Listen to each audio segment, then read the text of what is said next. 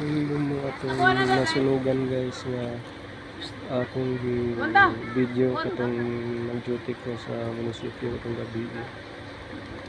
Ano sila guys, sila diri karon sa evacuation center. Guys, ano na ang sitwasyon diri.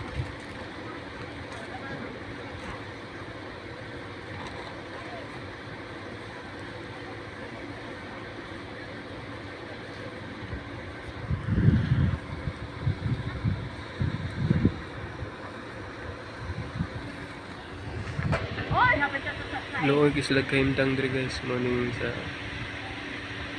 morning mga kuan pa sa una katong sa 2019 pang COVID-19, morning nga mga gibuhat nga mga balay para sa mga COVID patient karon nagamit guys para sa ilang evacuation.